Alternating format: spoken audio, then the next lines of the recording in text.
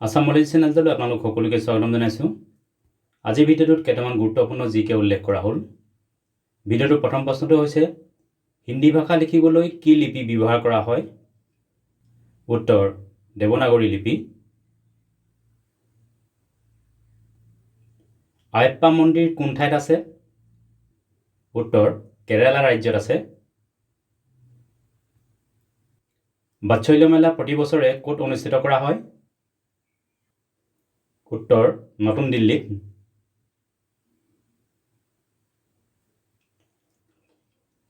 Changing India গ্ৰন্থখনৰ লেখক কোন?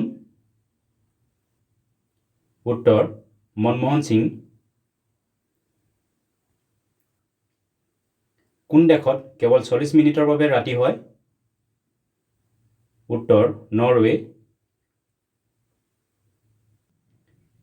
ভাৰতৰ দ্বিতীয় আটাইতকৈ সৰু ৰাজ্যখন কি? উত্তৰ ছিক্কিম। ভাৰতৰ আটাইতকৈ সৰু ৰাজ্যখন হৈছে গোৱা, দ্বিতীয় সৰু ৰাজ্য হ'ল ছিক্কিম আৰু তৃতীয় সৰু ৰাজ্য হৈছে ত্ৰিপুৰা। মুখ্য নিৰ্বাচনী আয়ুক্ত অৰ্থাৎ চিফ ইলেকশ্যন কমিশ্যনাৰক কোনে নিযুক্তি দিয়ে? উত্তৰ ভাৰতৰ ৰাষ্ট্ৰপতিয়ে। বিশ্বৰ আটাইতকৈ ব্যস্ত ব্যৱসায়িক নদী কোনখন? উত্তৰ ৰাইন নদী। ৰাইন নদী আছে ইউৰোপত।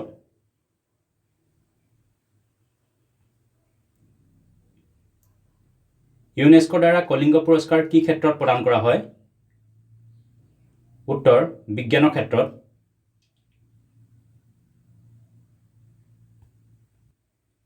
মাছৰ যকৃতত অৰ্থাৎ লিভাৰত বিশেষকৈ কি ভিটামিন পোৱা যায়?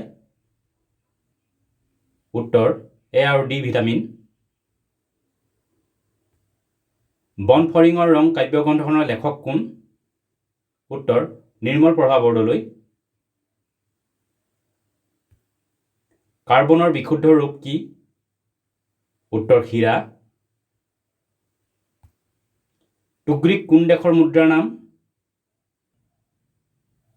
উত্তৰ মংগোলিয়া দেশৰ।